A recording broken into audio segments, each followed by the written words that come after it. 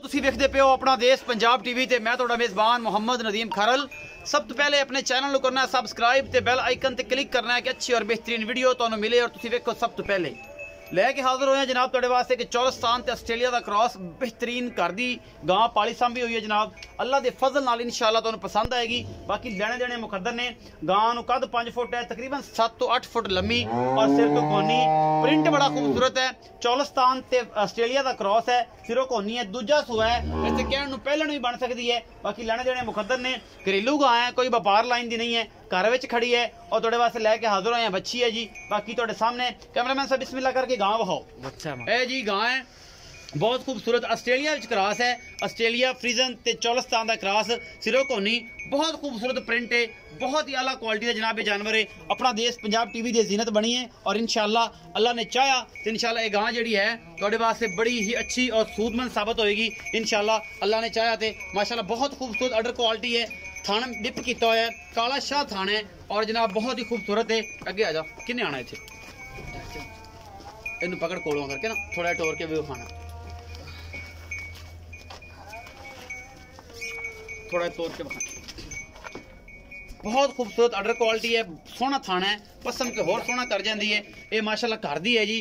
असी मालक नूं पुछांगे सारियां गल्लां कि मालक ने जनाब बड़ी खूबसूरती ने इन्हूं सांभिया है, पालिया है, दुध किन्ना है, एक की हिसाब किताब है, बच्चा इस दिन विखावांगे आखिर ते। तकरीबन 20 दिन दी तकरीबन सोई हुई है और दुध पूरा है या बाद च मैला पाउंदी पई है कि नहीं, ये सारी गल्लां मालक दसेगा। असीं सद लैने भाई साहब आ जाओ।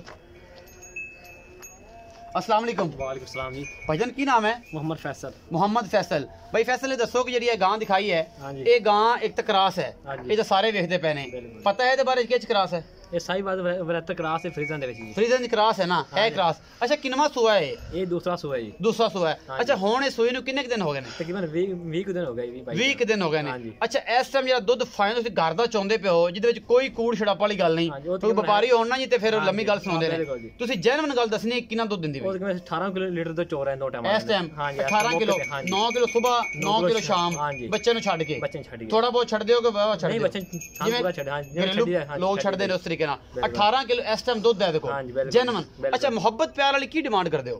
कहंदा भैया जिन्ना मर्जी रेट कर ली, लेकिन फाइनल 2,55,000 करनी। 2,55,000 हां जी। करन जिन्ना मर्जी कर ली। कोई लाड प्यार को सज्जन बेली आएगा तो हो जाएगा, ओ की मोहब्बत हो जाएगी, ओ हो जाएगा। कैमरामैन साहब मेहरबानी करके बच्चा दिखाओ ते ये बच्चा दिखा के आप फाइनली तौर पर तसली कराइए और जनाब भाई तो लिए इजाजत। 2,55,000 पिछले बच्चा है, तकरीबन 20 दिन दी है, सुई हुई है, 15-20 दिन घरेलू है, व्यापार दी नहीं है। उम्मीद है अज वाली वीडियो बेहद लाजवाब लगेगी। वीडियो अच्छी लगे लाइक शेयर ते कमेंट जरूर करा जे, अपनी राय जरूर दिया जे, अपना बहुत सारा ख्याल रखा जे। मिलांगे अच्छी और बेहतरीन वीडियो नाल। अल्लाह निगहबान।